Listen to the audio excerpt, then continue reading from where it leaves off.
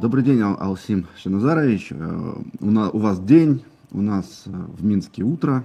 Я, может быть, для тех, кто не знаком с вами, чуть-чуть представлю вас. Алсим Шаназарович Мамедов, управляющий директор компании Unitsky Nusantara Technologies, компания «Маркетинговый офис», представляющий интересы разработчика струнного транспорта в Индонезии, ну и в регионе в целом. Уже, если я не ошибаюсь, около года наше представительство активную работу ведет в этом перспективном, в общем-то, регионе. И вот хотелось бы вас расспросить, я думаю, многим будет интересно, как продвигается работа. Но начать бы хотелось с того, что вообще вот какова там транспортная ситуация в Индонезии, вот по вашей оценке, и каковы там перспективные ниши, в которых вот вы работаете, куда двигаете струнный транспорт? Ситуация в Индонезии, ну, не то чтобы плачевная, но требует, конечно, огромных инвестиций со стороны государства в данную инфраструктуру. Ну, плотность населения очень высокая в Индонезии в целом, и им просто необходимо сейчас заниматься модернизацией и расширением железных дорог в стране. Я хотел сказать именно пассажирский транспорт. Мгм. Железная дорога, что это будет, это уже вопрос такой дискуссионный, но меня радует то, что а, они над этим работают, они знают о том, что есть такая проблема. Вот я, может, забегу вперед, но а, пару недель назад я присутствовал и выступал на инвестиционном форуме в Джакарте. Это как раз был форум, посвящен именно поиску инвесторов со стороны правительства, которые будут заинтересованы в инвестировании инфраструктурных проектов в Джакарте, в Индонезии. Вот. И там, значит, правительство презентовало текущие проекты, которые инициированы вот по строительству дорожной транспортной инфраструктуры. Вот. И очень большие планы, грандиозные. И мне нравится, что они это понимают. Ну, я, насколько Это понимаю, Индонезия еще специфична тем, что в состав государства, ну, территории Индонезии входит много островов, и из-за этого вот вопрос транспортной связки различных регионов, он еще более обостряется. есть проблема именно соединения государства. То есть в единую какую-то сеть. Потому что контролировать и обеспечивать продукцией, я не знаю, там, технологиями, достаточно трудно им это осуществлять, потому что доступ к каким-то островам ну, только вот по воде.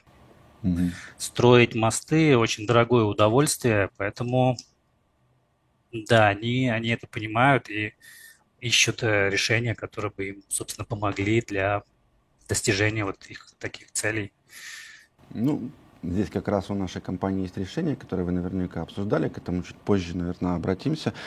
Скажите, Алсим, вот в целом регион, да, какова ситуация на рынке? Кто из игроков сейчас присутствует на рынке именно инфраструктурных проектов, транспортно-инфраструктурных, и кто является, ну, скажем так, конкурентами или альтернативами по отношению к решениям UST? Ну, понятно, есть государственные компании, которые курируют, э, курируют проекты по МРТ и ЛРТ, в Джакарте в частности.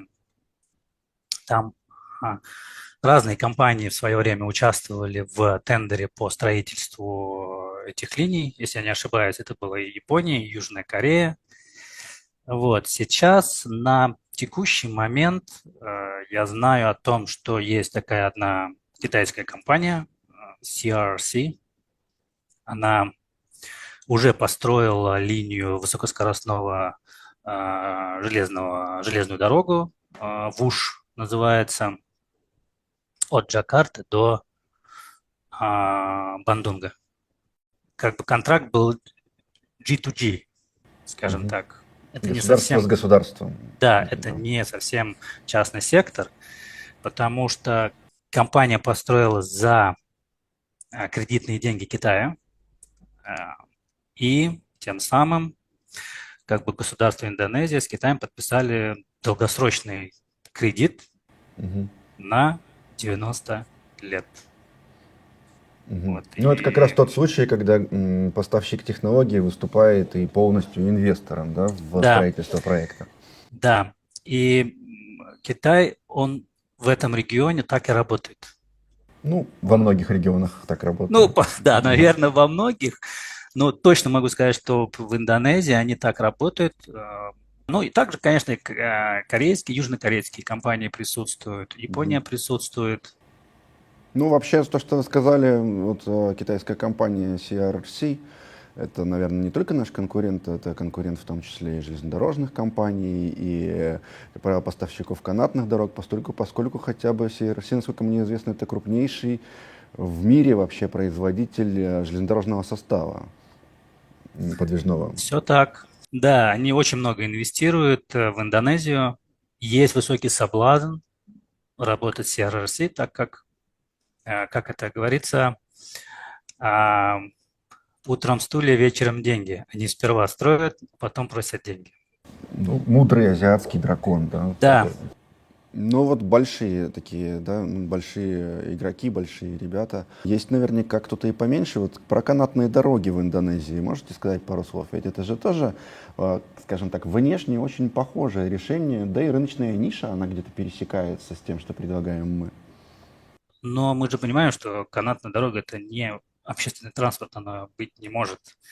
Для парков может быть решением с небольшим пассажиропотоком, но правительство, допустим, в Джакарте, оно не рассматривает канатную дорогу как общественный транспорт, потому что всем понятно, пассажиропоток не будет соответствовать требованиям. Ну, конечно, ограничение в 3000 пассажиров в час для Индонезии это такое Да, неприемлемое условие, скажем так. Ну, для больших городов, по крайней мере, для Джакарты, например. Интересная ситуация вы описали, то есть сложные, достаточно рельефные условия, очень большая плотность населения на квадратный километр, большая потребность, соответственно, в транспортных решениях, именно с точки зрения пассажирского транспорта, общественного транспорта. При этом есть большие серьезные игроки, вот китайские консорциумы, европейские компании, японские, корейские, да, то есть в целом мы, получается, заходим на достаточно, вообще, с одной стороны, перспективный рынок, с другой стороны, достаточно сложный рынок. Ну и вообще транспортный рынок, рынок транспортных проектов, это наиболее такой консервативный, ну и, наверное, можно сказать, что там коррумпированный, да, рынок. Но, тем не менее, вы там уже год работаете. С чем вы приходите? То есть какие преимущества технологии UST вы обозначаете и за счет чего стремитесь победить вот этих вот гигантов, будучи, ну, на самом деле, достаточно маленькой еще компанией? первое – это стоимость строительства UST при очень высокой эффективности. И второе, я говорю о том, что, ну, например, когда мы обсуждаем проект в Джакарте, и уже есть существующая инфраструктура, МРТ, ЛРТ, здесь достаточно длинная линия, и я понимаю, что у этих проектов есть определенное лобби в правительстве. Это понятно, бюджетные деньги выделяются, то есть конкурировать с правительством не имеет смысла. Все равно проиграешь, потому что лобби, оно может быть достаточно сильным. Я всегда обозначаю о том, что я не хочу конкурировать с МРТ. Нет, я хочу помочь им привлечь больше пассажиров в вашу инфраструктуру. Просто соединив определенные станции линии МРТ, ЛРТ с какими-то отдаленными районами, труднодоступными, которые находятся, ну, в Джакарте таких много и в пригороде. И тем самым люди, имея возможность воспользоваться транспортным решением UST, доехать до центральной линии МРТ, ЛРТ и уже отправиться дальше. Потому что, скажу по правде, общественный транспорт, ну, очень слабый в Джакарте, по крайней мере, я вот тут живу, и чтобы добраться до той же самой линии МРТ, нужно вызывать такси. Автобусы ходят, есть такое БРТ, да, у них тоже у них как определенный маршрут. То есть нет такой развитой системы, вот как я человек, привыкший к очень качественному общественному транспорту в Москве, допустим, да, где ты можешь из любой точки. Были недавно опросы, которые показали, как раз, что Москва по услугам общественного транспорта чуть ли не на первом месте в мире. По-моему, на первом, кстати. Здесь это так не работает. Такси, вот ты доезжаешь до МРТ, доезжаешь до какой-то там станции, обратно снова берешь такси. Ну, либо, как здесь, местные на байках. МРТ — это, по сути, метро, да, об этом. ЛРТ — это надземное метро, грубо говоря. Метро, которое идет по эстакаде. Light Rapid Ну, Transit. Да? да. Но МРТ здесь нет подземного метро. Оно также наземное, просто эстакады больше, шире, тяжелее, массивнее Чем в ЛРТ, поезда. да. Да, Ну, да, и то, и другое, то есть эстакадный транспорт. А да. БРТ, вы сказали, просто для тех, кто вот в терминологии не сильно разбирается, это выделенная Пас. полоса для автобуса, по сути. Вот Да, об этом она, речь. она не просто как бы выделена, у них есть специальные остановки, они как бы чуть-чуть имеют какую-то определенную возвышенность. То есть, Мгм. и вроде как автомобилям запрещено ездить, но Но мопедам не запрещено. да, то есть, ну, это вот основная дорожная инфраструктура, и ее, конечно, нужно расширять. И вот, возвращаясь к вашему вопросу, вот это вот основная, скажем так, идея, которую я продвигаю, когда работаю с правительством. Мгм. Что я не планирую с вами конкурировать. Я знаю, что вы будете строить ЛРТ, будете строить МРТ, потому что это огромный механизм уже, который существует в правительстве. И есть компании государственные, которые курируют весь этот процесс. Я хочу вам помочь. Мгм. Мы стоим в 3-4 раза дешевле, чем ваша линия МРТ. И для того, чтобы соединить недоступные участки в Джакарте, вы не будете туда строить вашу линию, потому что это обойдется в колоссальные суммы. Мы стоим дешевле, мы поможем людям пересесть с байков на общественный транспорт. Это тоже проблема в Джакарте. Трафик очень высокий. И, ну, то есть ввести культуру общественного транспорта. А Мгм. для того, чтобы ее ввести, нужна соответствующая инфраструктура. Мгм. Без нее никак. Ну и технология получается, да, Да, что... Мгм.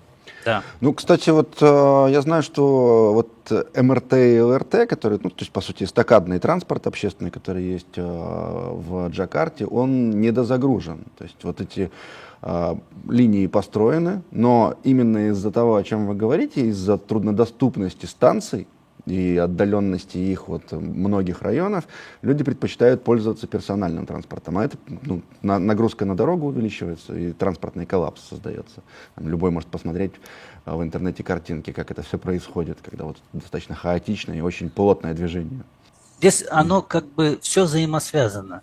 Нету культуры использования общественного транспорта, потому Мгм. что инфраструктура дорожная общественного транспорта, она не сильно-то развита. Ну, конечно, город уже сейчас один из самых больших в мире и один из самых густонаселенных, при этом он продолжает расти, население увеличивается, получается, что транспорт персональный, ну, особенно с учетом того, что он достаточно недорогой, там, мотороллеры, мопеды, его становится все больше, все они выезжают на дорогу. Если их не забирать с дороги в общественный транспорт, то рано или поздно это просто приведет к коллапсу, когда все остановится. И то, что вы говорите, вот как бы вопрос последней мили, именно подвоз, как такие хорды, ответвления от магистральных линий ЛРТ, ну, очень, ну, на мой взгляд, тоже удачная концепция предложения. Не конкурировать, а помогать. При этом делать это дешево и эффективно. Да? Спасибо. Скажите, какие вот, ну, на сегодняшний день уже, ну, я так понимаю, промежуточные результаты есть, какие проекты в работе? Можно не называя, ну, просто опишите, что это. Ну, конечно, есть, как я уже упоминал, мы работаем с правительством, с директоратом железных дорог, находим потенциальные локации не только в Джакарте, но и в принципе там и в Сулавеси, и в Нусантара, это вот где планируется, я так понимаю, до сих пор строительство новой столицы. И с частным сектором, которые из сферы добычи полезных ископаемых. Вот, с правительством, как я уже говорил, да, в Джакарте там есть определенные локации, где как раз по моей стратегии о том, что помочь не конкурировать, есть очень интересные локации в Джакарте, и могу сказать, что уже на достаточно высоком уровне это обсуждается. Есть, наверное, с десяток очень интересных проектов, которые сейчас в работе в Индонезии. Мгм. Спасибо. Ну, действительно, да, конкретные локации и тем более контакты, с которыми идет работа, называть мы не можем. Понятно почему. Конкуренция очень высока. Вы уже сказали о том, кто участвует. А если еще учесть, какие объемы финансирования предполагают все инфраструктурные проекты, где вот цена в 10 миллионов долларов за километр, скажем так, которая есть у нас, это супер дешевое предложение, потому что обычно это не 10, а десятки миллионов. Да? А если брать ЛРТ или высокоскоростные какие-то решения, то это и сотни иногда. Если не больше. Ну, то есть наше предложение на самом деле вот подкупает сочетанием того, о чем вы сказали, это дешевизна, ну, точнее, доступность и эффективность в плане производительности. То есть если канатные дороги 3000 пассажиров в час, мы можем перевозить, ну, как метро, 50 тысяч пассажиров в час. Да, да. И, собственно, вот то, о чем вы тоже обозначили, стратегия заключается в том, чтобы не идти в лобовое столкновение с большими игроками, а как бы заходить сбоку, обходить с флангов. Понятно. Но все равно, так или иначе, возникает вопрос финансирования. Вот те проекты, по которым вы работаете, какие источники финансирования там предполагаются? Это государственно-частное партнерство, либо это бюджетные какие-то проекты, решения? Ну, в основном, по правде говоря, это, конечно же, ГЧП, да, на русском, или PPP на английском, Public-Private Partnership. Конечно, в основном мы работаем по вот системе PPP, используя механизм, да, PPP, правильно сказать, где мы понимаем, что будет необходимость, скажем так, не то чтобы поиск, но мы понимаем, что это будет частные инвестиции в проект каких-то крупных компаний, банк, но при котором государство дает гарантии о том, что оно обеспечивает пассажиропоток, гарантирует определенный, о том, что оно оказывает поддержку компании в продвижении и, может быть, даже в привлечении капитала для проекта. Оно дает гарантию для банка, если, допустим, финансироваться будем посредством индонезийских банков. Вот. Пока это один из самых основных инструментов, механизмов. Конечно, я не исключаю такой механизм, как полное финансирование со стороны государства. Ну, в этом нет ничего удивительного. Все государственные инвестиции, они осуществляются в рамках принятых на государственном же уровне программ, и в каждой стране есть и по транспорту в том числе программа, где есть определенный фиксированный бюджет, где прописаны заранее те сферы и те решения, на которые этот бюджет будет потрачен. Поэтому ну, здесь как бы стандартная ситуация. Нужно сделать, я так понимаю, несколько пилотных проектов в регионе, да, заявить о себе, показать себя, доказать ну, то, что наше предложение действительно настолько эффективно, насколько мы об этом заявляем. А потом дело времени и дело техники быть включенными в эти программы. Да, вы тут правы. На самом деле, а, мы все понимаем, в Индонезии и при работе с правительством, соответственно, из структуры по железнодорожному транспорту Индонезии тоже нам как бы дают понять о том, что не исключена такая возможность работать за счет, финансироваться за счет бюджета страны. Нужен проект, реализовать нужно в стране, тем самым, да, показать, ну, доказать конкретным людям о том, что технология эффективная, технология работает прекрасно, и дальше уже, конечно, дело, я думаю, не долгого времени, когда мы начнем работать уже, ну, наверное, как CRRC. Тем не менее, у нас есть то, чего нету ни у кого из наших конкурентов. Мы об этом все время говорим. И благодаря высокой эффективности наших решений, благодаря их доступности, собственно, наши проекты могут быть, да, инвестиционно привлекательными и обеспечивать возврат инвестиций там, в течение 5 лет, например, 7 лет, а дальше в рамках соглашения просто приносить доход на протяжении десятилетий. Если мы говорим, например, о концессии сроком в 25 лет. За 7 вернули инвестиции, дальше, соответственно, 18 лет там, чистая прибыль. Но ведь Индонезия — это еще и достаточно большой и тоже достаточно динамично развивающийся туристический рынок. А туризм, как мы знаем с вами, это очень хорошая для нас ниша, потому что стоимость билетов там не регламентируется. Точнее, не регламентируется так жестко, как в общественном транспорте, а просто диктуется рынком. Вот здесь про эту сторону своей работы. Именно транспортное решение UST для туризма в Индонезии. Пару слов. Да, работаем в этом направлении. Могу сказать, что встречались с крупной компанией в Индонезии, которая, а, скажем так, отвечает за ряд крупных, если не всех, но я не знаю, может быть, есть какие-то еще частные парки, крупных туристических локаций. Парки, там вот один из самых, наверное, знаменитых на Джаве, там Барабудур, Мгм. Прамбанан, Центральный парк, мини-парк в Джакарте. Есть, соответственно, скажем так, проработанные проекты с ними. Опять же, без деталей, но да, это очень интересный рынок туристический, потому что мы даем очень хорошую стоимость при высоких нагрузках, я имею в виду пассажиропотока, но конкуренции нет. Ну и пару слов еще, наверное, о грузовых решениях, которые также востребованы в Индонезии, так как эта страна добывает и перерабатывает и транспортирует, соответственно, достаточно большое количество полезных ископаемых. Что здесь, скажите?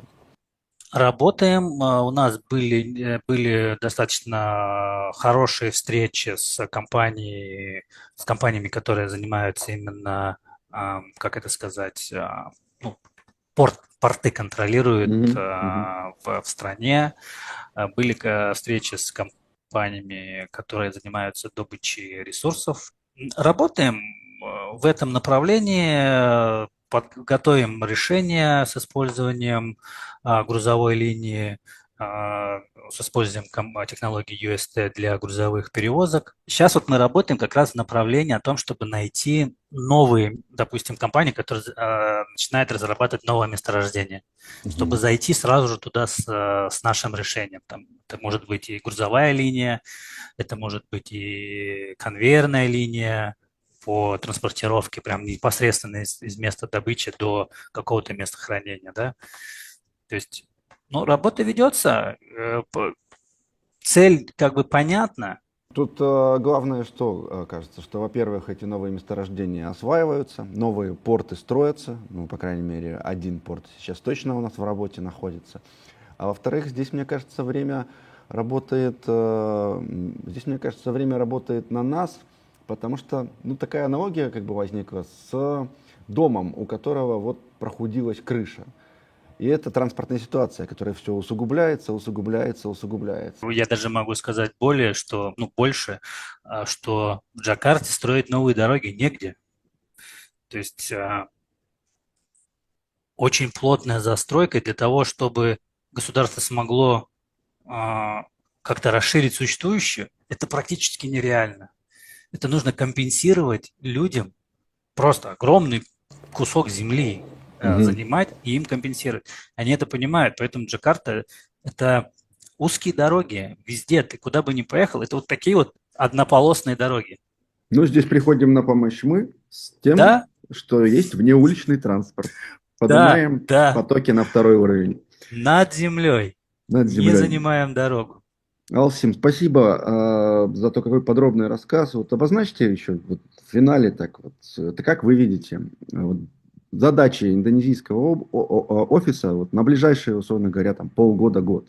Основная цель вот на этот год у меня, как бы, ну, стратегия – это возобновление сейчас работы с правительством и, грубо, ну, как бы, пушить, напоминать о себе максимально, что мы есть, мы присутствуем, мы предлагаем отличные решения, давайте продолжать работу. И второе, наверное, это вот как раз с компаниями, которые занимаются добычей полезных ископаемых. Максимальный упор в этом году хочу сделать на это. То есть не фокусироваться только на правительстве, Мгм. нужен еще частный сектор, потому что, ну, наверное, это не только Индонезии касается, это очень медлительный процесс, когда ты работаешь с правительством. Много согласований, много пересогласований, много обсуждений. В этом плане частным сектором работать проще, потому что, ну, если там нет государственного участия, это люди, которые умеют считать деньги.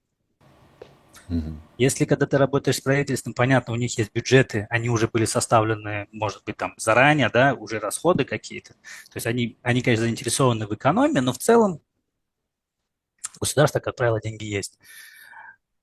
А с частным сектором это не так. Они видят эффективность, и им это может быть интересно. Намного интереснее, чем когда ты работаешь с правительством. Им нужно принимать решения, да, вот поэтому основной упор это сейчас вот с правительством работаем плотно, никуда не отступаем, только вперед. И работаем по рынку добычи полезных ископаемых. У них деньги должны иметься. Спасибо. Вы сказали, так скажем, о стратегических целях, то есть вот установление контактов, восстановление контактов, налаживание вот этой сети коммуникации, лобби, о котором вы говорили. Ну, лобби, ничего тут нету противозаконного, лобби есть везде, и это как бы нормально. Во многих странах это даже на уровне закона прописано. Второе — это работа по сырьедобывающим компаниям. Ну, тактически, я так понимаю, задача в том, чтобы вот те проекты, о которых вы упомянули, которые сейчас активно в работе находятся, довести до контрактов. Конечно. Собственно, поэтому мы здесь и находимся. Мгм. Не для того, чтобы налаживать контакты какие-то. Это в процессе. Основная цель, конечно, это продажа проектов, это их реализация. А, Те проекты, которые у нас имеются на данный момент, прям некоторые из них, это мы очень близко находимся именно к стадии зеленый свет, погнали. Спасибо, Алсим. Я уверен, что все получится. Желаю удачи вам, нам, всем. И дорогу осилит идущий. Пройден уже достаточно большой путь. В Индонезию был один заход, теперь вот год вы там работаете. Я постоянно слышу ваши отчеты на наших совещаниях. Это колоссальная работа. Я очень рассчитываю, что скоро мы увидим это все вживую, и тогда уже точно никаких сомнений в успехе не останется. Это точно.